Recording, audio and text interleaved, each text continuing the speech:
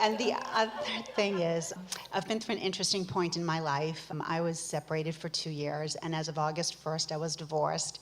And then on September 1, I found myself on a plane to Amsterdam to be here.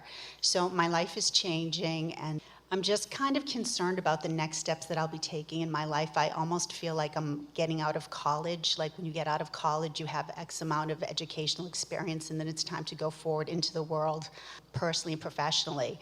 And I believe like I'm at an age and stage in my life where, my decisions, I have less time. I'm not coming out of college. That was like a long time ago. So I kind of want to understand what's a better way to plan for my future.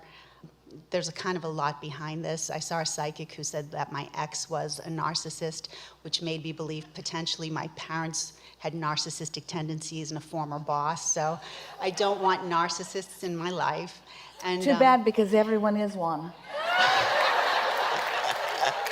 Well, yeah. Well, I want we kind of attract people to us, and Really, someone should write a book about that. I know. Right. So I think I'm better aware of how I move forward a little bit, but also monetarily, like I feel like need to make, for considering my educational background, my professional background, I thought I would be further ahead in my life financially. And I'm patient, and I know things are my vortex, and I'm oftentimes in my vortex. We want to say to you, and we mean this, we want you to know how much we appreciate this conversation, and we want you to know that it doesn't matter where you are, you can get to where you want to be. We want you also to know that when you feel as you feel, in other words, the beliefs that you've sort of attracted or collected or created along the way, some of them are serving you and some of them are not. And so when you speak of what you want and then speak of what you don't want, speak of what you want and then speak of what you've got, it requires patience, because you're not going to get there anytime soon. You can't continue to speak the truth of what you feel without offering a vibration that prevents your desires, and we know there are many because we can see them in your vortex. You prevent what you want from coming by your consideration and conversation about what isn't working right. When you say, I'm concerned about this, or I don't have that much life left, or I need to be patient, all of that conversation is so powerful. Conversation is a vibration generator that increases momentum, that literally blocks the ideas and blocks the timing and blocks the rendezvous of the things that you want. So since you are new to us, we want to explain to you, we talked about this in the hours before. Were you here in the audience? And so we'll just give you a little recap by reminding you that when you are struggling in a relationship, the things that you don't want in that relationship are very helpful to you, because it causes you to launch unspoken, vibrational rockets of desires about what you do want.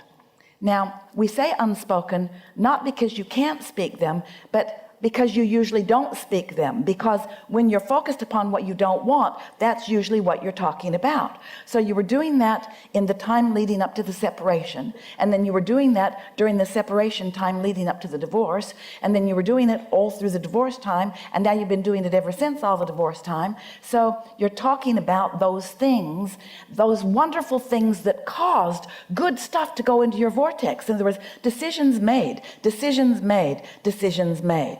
And maybe those decisions that you made were made at such a sort of unconscious level that you're not ready to speak them. But that must be your goal, to speak about what you do want, not about what you don't want, about what you expect to happen well, not about what you don't expect to happen well. And the best analogy that we've ever given could perfectly apply to what you were doing just now. And not just you, everybody does it. Esther laughs at herself every day. And lately she's saying, well, there goes another train on the track going in the opposite direction of what I mean. You just have these things that you're accustomed to saying, these things that you're accustomed to feeling, but you got to cut it out. You have to start talking only about what you want. And so we know. Now, you feel like you're in a little bit of a trap because you come here wanting to ask a question. And almost everybody, if they have a question, it's about something that they seek improvement about. And so it seems logical that you would speak your present state of being in order to get to the improvement, but it doesn't work that way. Every time you speak your present state of being, it compounds your present state of being. It just adds more resistance into the mix, and your desire gets stronger and stronger, but your resistance gets stronger and stronger too. And under those conditions, everyone needs a lot of patience, because you're not going anywhere anytime soon. So you just have to catch yourself. When you catch yourself saying those things that you don't want, stop in the middle of it and laugh just a little bit and say, oh, this is an old habit that's on its way out. And then, if you can, in the early days, a long time ago, we used the word pivot. We said, when you know what you don't want, you know what you do want. So when you find yourself saying, I'm worried about my future, then do your best to find the best feeling words that you can find. Well, I'm not that worried, because things really are better, and I'm pretty good at taking care of myself, and I'll figure it out as I go. Say some words that mean what you mean, and not so many words that mean what you don't want. You've been trained, you all have, to be so objective. Esther would say to us in the beginning, she had the same look on her face that you have now. And she would say, Abraham, but it's true. It's true. These things I'm telling you are true. And we would say, what has that got to do with anything? What? Esther was shocked. You mean I shouldn't face the truth?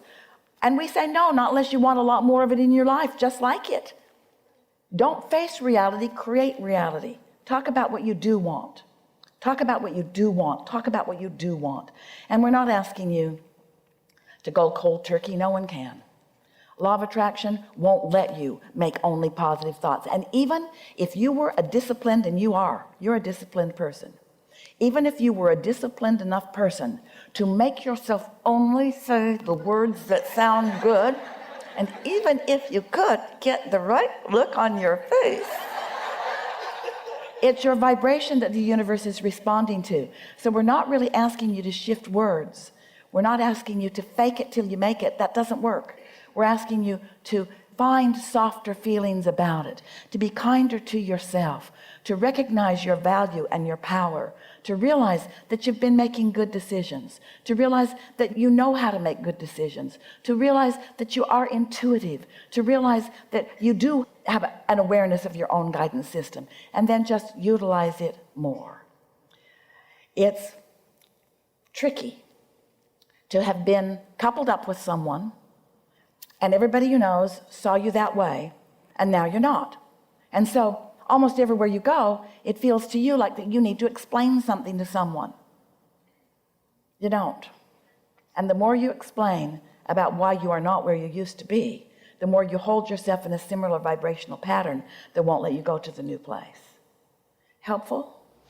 It is helpful. And also, I'm a realtor, and I've been a realtor for 8 years, and I do moderately well, but it's a real grind, and it just now takes listen up so to yourself. much time. Listen to yourself. You're doing exactly the opposite of what we were just encouraging. And we did say to you, you don't need to go cold turkey, but try a little.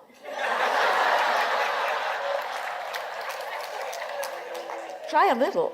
You get what you think about whether you want it or not. You get what you talk about whether you want it or not. There's no way around this law of attraction. Seriously, if there were, Esther would have found it. Esther would have found the way around it if there were a way around it.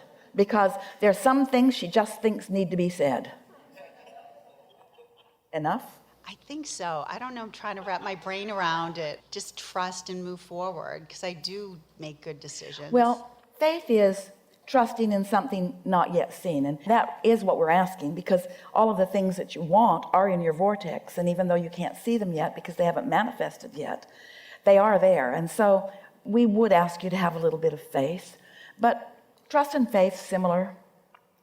But what we're really asking is that you practice positive thoughts and notice the results of them. And then you don't need trust because you've got demonstration. Okay. Thank you. Really good.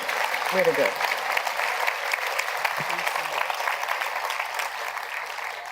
She's not the only one in this room feeling exactly like that, is she? Thank you so much.